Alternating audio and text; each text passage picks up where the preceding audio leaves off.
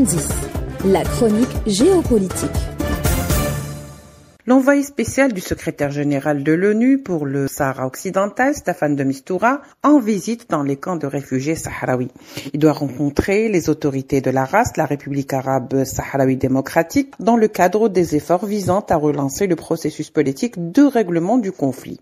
Bien sûr, cette visite s'inscrit dans le cadre routinier de l'envoyé spécial de Guterres au Sahara occidental, mais n'apporte en soi aucune exceptionnalité à l'ordre établi, c'est-à-dire au fait colonial de Mistura, qui, depuis sa nomination dans le dossier sahraoui, n'a enregistré aucune évolution pour faire avancer la situation, non par manque de volonté, qui certainement ne doit pas manquer chez Staffan de Mistura, mais par succession d'obstacles mis sur son chemin et les entraves dont use et abuse Rabat.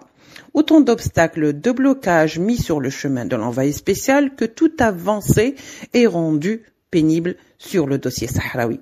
C'est du moins ce que tente de faire le Maroc. Cette visite, même s'inscrivant dans un cadre routinier, est importante car elle démontre de manière implacable l'insistance de l'ONU à traiter ce dossier comme étant un dossier litigieux, mettant les deux parties face à face et donc reconnaissant le fait colonial d'un pays sur l'autre et mettant cette vérité surtout à la face de cette puissance coloniale qu'est le Maroc inscrit dans le déni depuis plus de 50 ans. Cette politique donc de l'autruche exercée par Rabat n'effacera certainement pas la réalité des faits.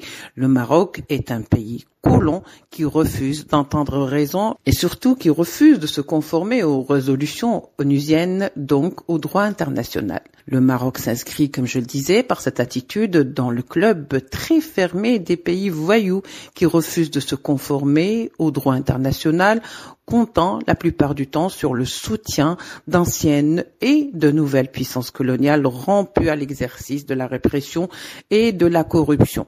Le fait est là, aujourd'hui, de Mistura, dans les camps sahraouis, devra établir un rapport sur les conditions des droits de l'homme, sur le mandat de la MINURSO, surtout qui vient d'être prorogé de 6 mois supplémentaires. Devant les tergiversations éternelles de Rabat et ses alliés et l'impuissance même de la communauté internationale à imposer le fait de droit, une situation de lassitude créée dans le dossier sahraoui.